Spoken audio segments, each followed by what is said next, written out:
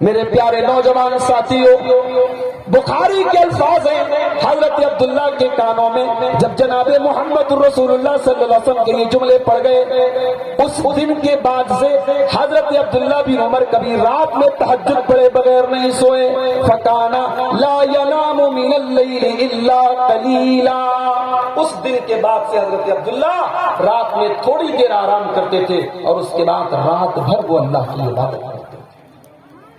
جوانی کی عبادت اللہ کو پسند ہے۔ در جوانی توبہ کردن شیوہ پیغمبری، فارسی کا شاعر کہتا ہے جوانی میں توبہ کرنا یہ نبیوں کا طریقہ ہے۔ وقت پیری گرگ ظالم نی شبت پرہیزگار، بڑھاپے میں تو ظالم بھیڑیا بھی شریف بن جاتا ہے۔ جوانی میں توبہ کرو، اور توبہ اگر کرنا ہے تو اس کا بہترین ٹائم میرے پیارے ساتھیوں رمضان کا مہینہ آ رہا ہے۔ ایک ہفتے کا ٹائم ہے، وہ برکتوں کا اور رحمتوں کا مہینہ آ رہا ہے۔ اپنی زندگی کا ایک نیا چیپٹر شروع کیجئے، اپنے گناہوں سے اللہ کی سے سچی توبہ کیجئے، اللہ کے سامنے گڑ گڑائیے اور روئیے۔ یہ وہ مہینہ ہے جس میں اللہ کی برکت کے اور رحمت کے دروازے کھل جاتے ہیں، جہنم کے دروازے بند ہو جاتے ہیں۔ اگر اس مہینے میں بھی اگر ہم نے اپنے گناہوں سے توبہ نہیں کی تو ہم سے بڑا بدنصیب ہوگا۔ تو اللہ کے رسول کیا فرما رہے ہیں؟ 5 چیزوں کی قدر کرو 5 چیزوں کے آنے سے پہلے۔ شباب کا قبل حرم، اپنی جوانی کی قدر کرو بڑھاپے کے آنے سے پہلے۔ وصحت کا قبل سقم، اپنی صحت کی قدر کرو بیمار ہونے کے پہلے۔ انسان آج اچھا خاصا بیمار ہے، اچھا خاصا صحت مند ہے، اگلے دن ڈاکٹر کیا گیا، ڈاکٹر نے ٹریٹمنٹ کیا، جانچ کیا، کہا کہ صاحب آپ کے تو گردے کے اندر پتھری ہے۔ جانچ کرایا، پتہ لگا آپ کو کینسر ہے، آپ کو ٹی بی ہے۔ پہلے کینسر کی بیماری پورے گاؤں میں کسی ایک آدمی کے بارے میں ہم سنتے تھے، اب تو سردی زکام کی طرح کینسر ہو رہا ہے، سردی زکام کی طرح شوگر ہو رہا ہے، جوانوں کو شوگر ہو رہا ہے۔ میرے پیارے ساتھیوں، اگر آج اللہ نے آپ کو صحت دی ہے، اگر آپ صحت مند ہیں، اس صحت کی قدر کیجئے، اس کے پہلے کہ آپ بیمار ہو جائیں۔ اللہ کے پیارے نبی کہہ رہے ہیں اپنی بیماری کے پہلے اپنی صحت کی قدر۔ وغنا کا قبل فقر، اور اپنے فقیر ہونے کے پہلے اپنی دولت کی قدر کرو۔ اگر اللہ نے آپ کو دولت سے نوازا ہے، آج 4 پیسے آپ کے پاس ہیں، اس دولت کا صحیح استعمال کرو، اللہ کے دین میں لگاؤ، اسلام کے کاموں میں لگاؤ، اچھے کاموں میں لگاؤ۔ اس دولت کو کی قدر کرو اس کے پہلے کہ تم فقیر ہو جاؤ۔ اور چوتھی چیز اللہ کے نبی فرماتے ہیں وَفَرَاغَكَ قَبْلَ شُغْلِكَ، اپنے ٹائم کی قدر کرو اس کے پہلے کہ تم بزی ہو جاؤ۔ آج آپ کے پاس اگر دین کے لیے ٹائم ہے تو ٹائم کی قدر کرو۔ کہتے ہیں جو ٹائم کی قدر نہیں کرتا ٹائم اس کی قدر نہیں کرتا۔ آج ہمارا نوجوان وہ غور کرے اس کا ٹائم کہاں گزر رہا ہے۔ مجھے آپ کے علاقے کے لوگوں نے بتایا رات کو 2-2 بجے تک ہمارے نوجوان لڑکے پب جی گیم میں اور یہ کیا فائر کون سا گیم ہوتا ہے، فری فائر، اس گیم کے پیچھے دیوانے بنے۔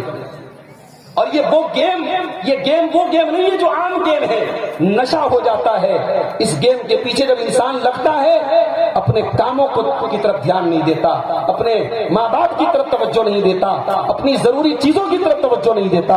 میرے پیارے ساتھیوں، آپ کا سمے، آپ کا وقت اتنا فضول نہیں ہے کہ آپ اس کو گیم کے پیچھے برباد کریں۔ صبح کو 4 بجے آپ نکل جائیے، آپ کو مین روڈ پر کچھ لوگ نظر آئیں گے، صبح 4 بجے وہ دوڑ رہے ہیں، صبح کو 4 بجے وہ مین روڈ کے اوپر دوڑ لگا رہے ہیں۔ ان سے پوچھئے کہ بھائی تم کو کیا ہو گیا ہے، تم صبح کو 4 بجے کیوں دوڑ لگا رہے ہیں؟ وہ نوجوان آپ کو بتائیں گے ہم پولیس میں بھرتی ہونا چاہتے ہیں، ہم آرمی میں جانا چاہتے ہیں، ہماری زندگی کا یہ ٹارگٹ ہے، ہمیں فوج میں جانا ہے، ہمیں پولیس میں جانا ہے۔ اس لیے ساری دنیا آرام کر رہی ہے، صبح کے 4 بجے وہ لڑکے اٹھ کر کے دوڑ لگا رہے ہیں۔ انسان کو جب اپنی زندگی کا ٹارگٹ پتا ہوتا ہے، اپنی زندگی کا مقصد پتا ہوتا ہے، تو میرے بھائیوں وہ اپنا آرام، اپنا بستر چھوڑ کر کے اپنے ٹارگٹ کے پیچھے بھاگتا ہے۔ کیا ہماری زندگی کا کوئی ٹارگٹ نہیں ہے؟ کیا ہماری زندگی کا کوئی مقصد نہیں ہے؟ اَيَحْسَبُ الْإِنسَانُ أَن يُتْرَكَ سُدًى، کیا انسان یہ سمجھتا ہے اس کا حساب و کتاب نہیں لیا جائے گا، اس سے قیامت کے دن سوال نہیں کیا جائے گا، اسے یوں ہی چھوڑ دیا جائے گا؟ الم یکن نطفۃ من منی یمنی، اے انسان تو بھول گیا کہ تو ایک منی کے قطرے سے پیدا کیا گیا ہے، ایک حقیر پانی کے قطرے سے تو پیدا کیا گیا ہے۔ اپنی زندگی کے ٹارگٹ کو جو لوگ پہچانتے ہیں میرے بھائیوں، وہ اس کے پیچھے محنت کرتے ہیں۔ آئی ایس اور آئی پی ایس کی تیاری کرنے والا نوجوان 24 گھنٹے میں 18 گھنٹے پڑھائی کرتا ہے، اس کے بعد وہ آئی ایس اور آئی پی ایس کا ایگزام پاس کرتا ہے اور پورے دیش میں اس کا نام ہوتا ہے، پورے راجیہ میں اس کا نام ہوتا ہے۔ اس نے اپنی زندگی کا ایک ٹارگٹ بنایا۔ ہماری زندگی کا بھی ایک ٹارگٹ ہے۔ ہم بیکار نہیں پیدا ہوئے ہیں، ہم کھانے کمانے اور انجوائے کرنے کے لیے نہیں پیدا ہوئے ہیں۔ ہم اس دنیا میں کیوں پیدا ہوئے ہیں؟ وما خلقت الجن والانس الا لیعبدون، میرے بندو ہم نے تم کو صرف اور صرف اپنی عبادت کے لیے پیدا کیا ہے۔ ہماری زندگی کا ٹارگٹ کیا ہے؟ ہم اللہ کی عبادت کریں، اللہ کو راضی کریں۔ اللہ کو راضی کرنے کا مطلب یہ نہیں ہے کہ ہم دنیا کا کاروبار نہ کریں، ہم نوکری نہ کریں، ہم شادی بیاہ نہ کریں۔ آپ حلال طریقے سے کاروبار کریں، حلال طریقے سے نوکری کریں، بال بچوں کی حق ادا کریں۔ یہ تمام چیزیں بھی عبادت ہیں اور یہ تمام چیزیں دین ہیں۔ آپ کی زندگی کا بس ایک ہی ٹارگٹ ہونا چاہیے، آپ اللہ کو راضی کرنے کے لیے۔ میرے نوجوان ساتھیوں، آج ہمارا نوجوان ایک بڑی تعداد میں شراب کے نشے کا شکار ہے۔ آپ کی بہار کی گورنمنٹ نے شراب پر بین کر دیا، شراب پر پابندی لگا دی، اس کے باوجود بہار میں چوری چپکے لوگ شراب پیتے ہیں، اور جھارکھنڈ میں عام بات ہے، اور شراب پینے والے اور نشہ کرنے والے ان لوگوں میں ایک بڑی تعداد ہمارے مسلمان نوجوان ہیں۔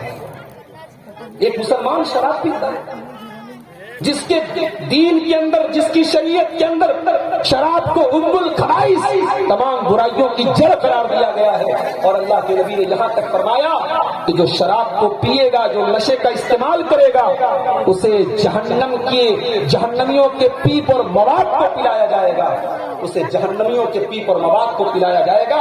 یہ حدیث سننے کے بعد بھی کیا ایک مسلمان شراب پی سکتا ہے؟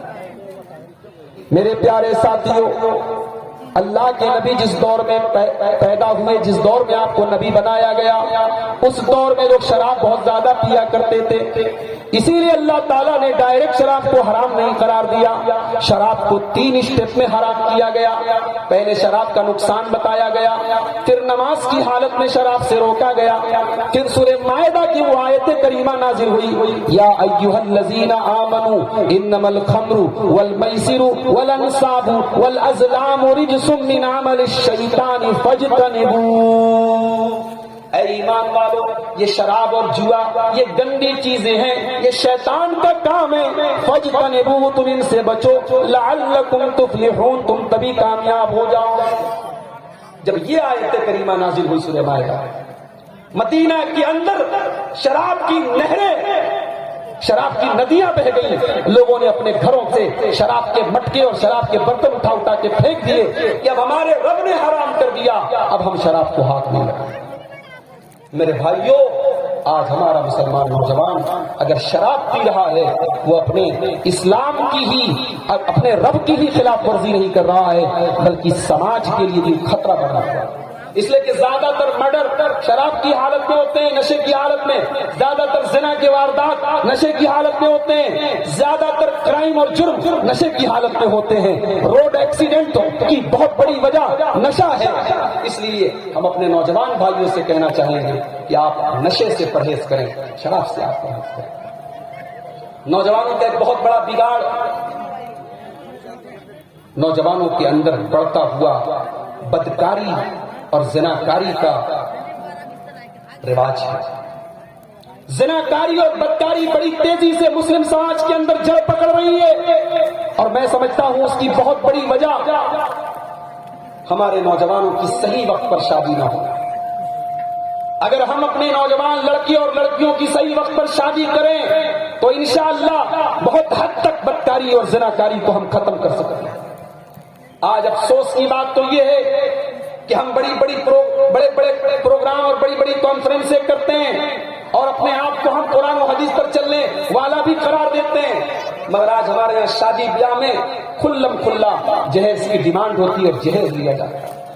غریب لڑکی کا باپ جس کے پاس اپنی بیٹی کے جہیز کا انتظام نہیں ہے، وہ اپنی بیٹی کو ودا نہیں کر پاتا ہے۔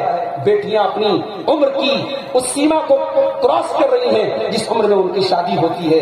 میرے بھائیوں، اگر ان بہنوں کے قدم بہکے اور وہ غلط راستے پر گئیں یا ان کو غلط راستے پر لے کے جایا گیا، اس کے ذمہ دار کون لوگ؟ نکاح کو آسان کرو۔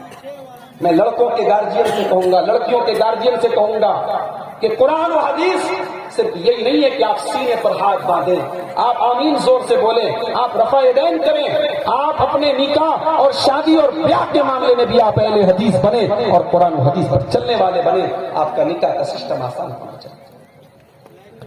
اللہ تعالیٰ قرآن کریم میں فرماتا ہے وَأَنكِحُوا الْأَيَامَ مِنكُمْ وَالصَّالِحِينَ مِنْ عِبَادِكُمْ وَإِمَائِكُمْ، اپنے نوجوانوں کا نکاح کرا دو، جن کی شادی نہیں ہوئی ہے ان کی شادی کرا دو۔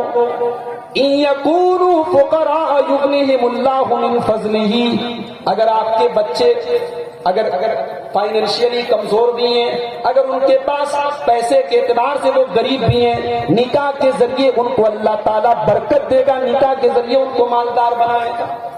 نکاح کراؤ اپنے بچوں کا، اپنے لڑکے اور لڑکیوں کا نکاح کراؤ۔ اللہ کے پیارے نبی فرماتے ہیں یا معاشر الشباب من استطاع منکم الباءة فلیتزوج، اے نوجوانوں تم میں سے جو اپنی بیوی کا خرچہ اٹھانے کی طاقت رکھتا ہے، بیوی کی ذمہ داری اٹھانے کی طاقت رکھتا ہے، فلیتزوج، وہ نکاح کر لے، فإنه اغض للبصر واحسن للفرج، اس لیے کہ نکاح کرنے سے انسان کی نگاہیں جھک جاتی ہیں اور انسان کی شرمگاہ محفوظ ہو جاتی ہے۔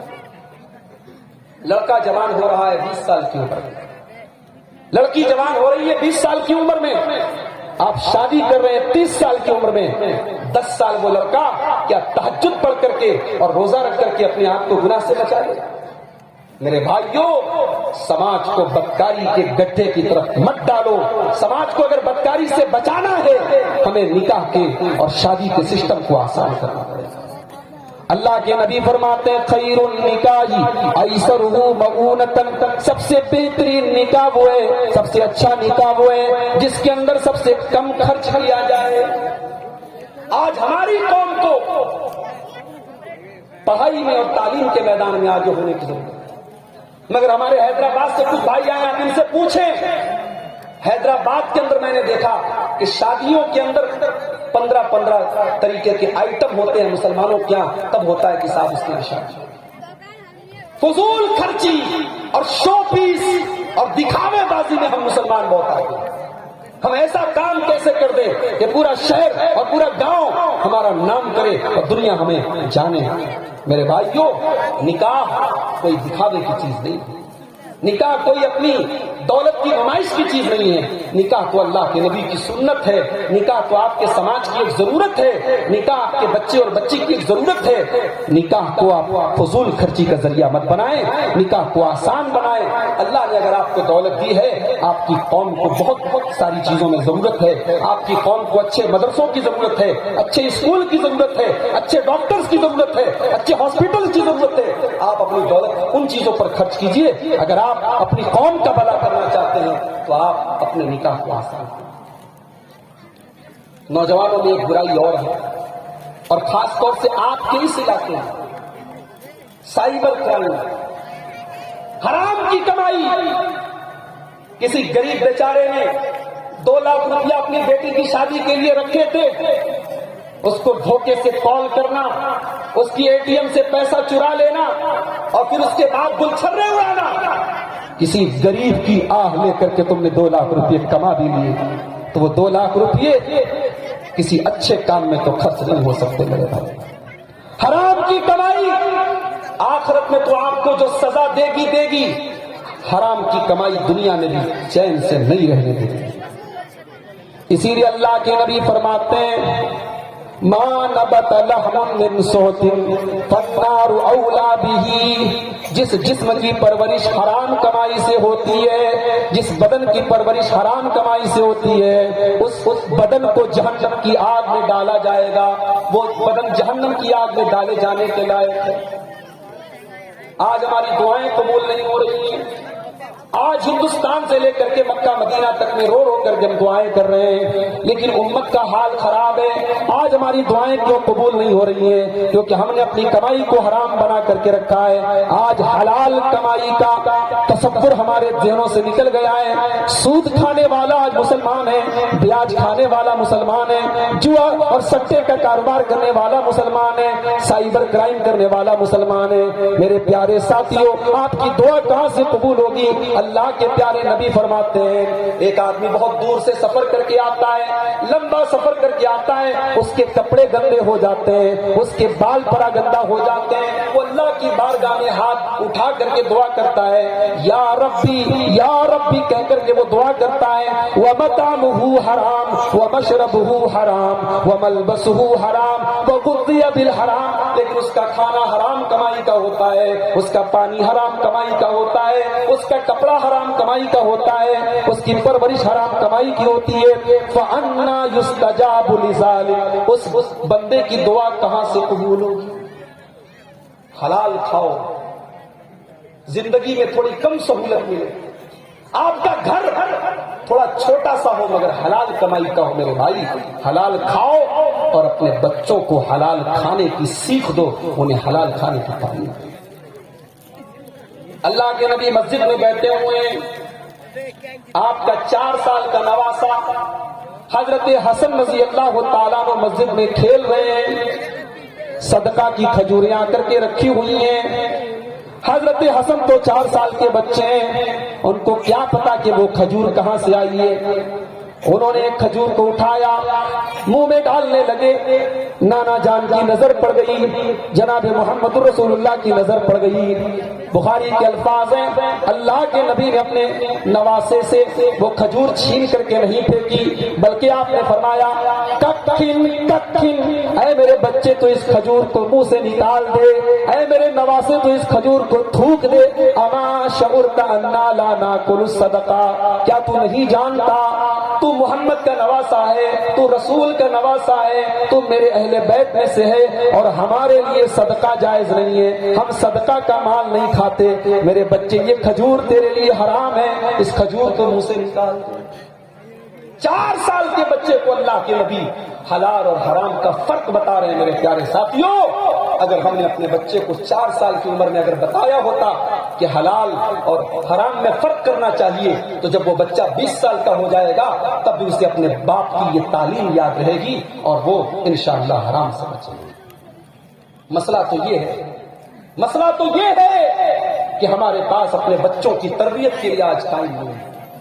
ہم موبائل میں اتنے ویست ہو چکے ہیں، ہم سوشل میڈیا میں اتنے بزی ہو چکے ہیں کہ ہمارے بچے اسکول سے آتے ہیں تو ماں بچے کو کھانا دے دیتی ہے، باپ کما کر کے لاتا ہے، لیکن نہ ماں کے پاس اتنا ٹائم ہے، نہ باپ کے پاس اتنا ٹائم ہے کہ وہ 10 منٹ اپنے بچے کے ساتھ بیٹھے اور بچے کو کچھ دین کی باتیں بتائے، کچھ اسلام کی باتیں بتائے، کچھ صحیح باتیں بتائے، کچھ غلط باتوں سے روکے۔ آج بچوں کی تربیت کے لیے ہمارے پاس ٹائم نہیں ہے۔ ہمارے دوست ہیں یو پی کے، الہ آباد کے، سعودی عرب میں وہ کام کرتے ہیں، جدہ کے اندر، ان کے 3 بچے ہیں، ایک 12 سال کا لڑکا ہے، ایک 10 سال کی لڑکی ہے، ایک 4 سال کی لڑکی ہے۔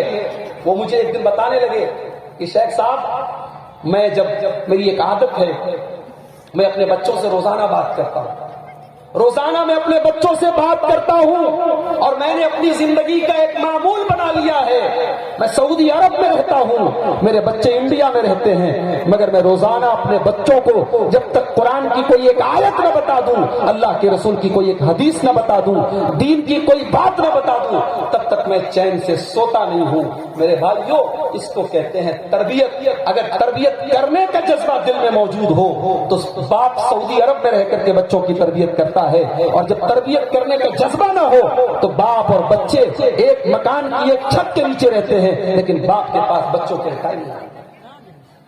اسی لیے عربی کا ایک شاعر کہتا ہے لیس الیتیم من انتہا ابواہ من ہم الحیات وخلفاہ ذلیلا۔ یتیم وہ نہیں ہے جس کے ماں باپ اس کو چھوڑ کر کے چلے جائیں۔ ان الیتیم هو الذی تلقى له اما تخلت او ابا مشغولا۔ ارے یتیم تو وہ ہے جس کی ماں کے پاس اس کے لیے ٹائم نہ ہو، جس کے باپ کے پاس اس کے لیے ٹائم نہ ہو۔ میرے پیارے ساتھیوں، اپنے بچوں کی تربیت کے لیے ٹائم نکالو، اپنے بچوں کو صحیح اور غلط بتانے کے لیے ٹائم نکالو، اپنے بچوں کو حلال اور حرام کے بیچ میں فرق بتاؤ۔ بچے آپ کے 7 سال کے ہوں گے، ہمارے علماء بیٹھے ہوئے ہیں، 7 سال کا بچہ بالغ ہوتا ہے کہ نابالغ ہوتا ہے؟ سب جانتے ہیں بچہ نابالغ ہوتا ہے 7 سال کا۔ 7 سال کا بچہ نابالغ ہے، مگر اللہ کے نبی کیا تعلیم دیتے ہیں؟ مروا اولادکم بالصلاۃ وهم ابناء 7 سنین۔ تمہارے بچے جب 7 سال کے ہو جائیں تم ان کو نماز کا حکم دو۔ واضربوہم علیہا وهم ابناء 10۔ اور جب تمہارے بچے 10 سال کے ہو جائیں اور نماز نہ پڑھے تو تم ان کی پٹائی کرو۔ 7 سال کی عمر سے آپ اپنے بچوں کو نماز کی عادت ڈلوائیے، اور 10 سال کا ہو جائے اور نماز نہ پڑھے تو میرے بھائیوں، اللہ کے رسول کی تعلیم اس بچے کو اس کی پٹائی کیجیے۔ اور آگے آپ یہ بھی فرماتے ہیں وَفَرِّقُوا بَيْنَهُمْ فِي الْمَضَاجِ۔ اور جب تمہارے بچے 10 سال کے ہو جائیں تو ان کے بستر الگ کر دو۔ ہائے ہائے، بستر الگ کر دو۔ لڑکا 10 سال کا ہو گیا، لڑکی 10 سال کی ہو گئی، اب 2 بھائی کو ایک چادر میں مت سلاؤ، بھائی بہن کو ایک چادر پہ ایک بستر پہ مت سلاؤ، بستر الگ کر دو۔ کیا تعلیم ہے میرے رسول کی، کیا تعلیم ہے میرے رسول کی۔ 10 سال کا بچہ ہو گیا ہے، 10 سال کی بچی ہو گئی ہے، اب سمجھدار ہو رہی ہے، اب اسے پتا چلنا چاہیے کہ اب ایک بستر پہ سونا صحیح نہیں ہے۔ اس کے دل اور دماغ میں پاکیزگی کے خیالات ڈالے جائیں، اس گندے خیالات سے اس بچے کو 10 سال کی عمر سے بچایا جائے۔ 10 سال کی عمر سے ہماری شریعت بچوں کا بستر الگ کرنے کی تعلیم ہے۔ رمضان آ رہا ہے، کتنی بچیاں جوان ہو جاتی ہیں، 14 سال کی 15 سال کی ہو جاتی ہیں، شریعت کے حساب سے بالغ ہو جاتی ہیں، لیکن روزہ نہیں رکھتی۔ مائیں کیا کہتی ہیں؟ ابھی ہماری بٹیا بہت چھوٹی ہے، ابھی تو اس کے کھیلنے کی عمر ہے۔ میرے پیارے ساتھیوں، اگر آپ کا بیٹا بالغ ہو چکا ہے، آپ کی بیٹی بالغ ہو چکی ہے، نماز اس کے اوپر فرض ہے، روزہ اس کے اوپر فرض ہے، رمضان کا مہینہ آ رہا ہے، اگر آپ کی بیٹیاں بالغ ہو چکی ہیں، یہ ماں کی ذمہ داری ہے کہ ماں اپنی بچیوں کو روزہ رکھوائے۔ بچوں سے پیار اپنی جگہ ہے، لیکن بچوں کو شریعت کی تعلیم پر چلانا بھی آپ کی ذمہ داری ہے۔ تو ہمارے نوجوان آج نماز سے بھی دور ہیں، نماز سے دور ہیں، موبائل میں لگے ہوئے ہیں، دکان پر بیٹھے ہوئے ہیں، نوکری پہ گئے ہوئے ہیں، نماز کا ٹائم ہو رہا ہے، حی علی الصلاۃ کی آواز آ رہی ہے، مگر نماز سے دور ہیں۔ میرے پیارے ساتھیوں، جس نبی کا کلمہ ہم اور آپ پڑھتے ہیں، اس نبی نے نماز کو کیا کہا ہے؟ اللہ کے پیارے نبی فرماتے ہیں جعلت قرۃ عینی فی الصلاۃ، نماز میری آنکھوں کی ٹھنڈک ہے۔ نماز کا ٹائم ہو جاتا تھا، حضرت بلال رضی اللہ تعالیٰ عنہ نماز کے لیے ابھی اذان نہیں ہوئی ہے، اذان کا ٹائم ہو چکا ہے، اللہ کے نبی حضرت بلال سے کہتے تھے یا بلال ارحنا بالصلاۃ، اے بلال نماز کا وقت ہو گیا ہے، تم جلدی سے اذان دے دو، جلدی سے ہم نماز قائم کریں، ہم نماز پڑھیں تاکہ ہم کو سکون مل جائے، ہم کو راحت مل جائے۔ میرے پیارے ساتھیوں، جس نبی کو نماز کے ذریعے سکون ملا کرتا تھا، جس نبی کو نماز کے ذریعے راحت ملا کرتی تھی، آج اس نبی کا کلمہ پڑھنے والے، اس نبی کے امتی آج مسجدوں سے دور ہیں، نماز سے دور ہیں۔ اقیموا الصلاۃ، میرے بھائیوں نماز قائم کرو، اور نماز جب قائم کرنے کی بات آئی ہے تو یہ بات بھی نوٹ کر لو کہ ہمیں خود بھی نماز پڑھنا ہے اور اپنے پریوار کو، اپنے بال بچوں کو بھی نماز کا عادی بنانا ہے۔ اللہ کی قسم، جس گھر کے اندر نماز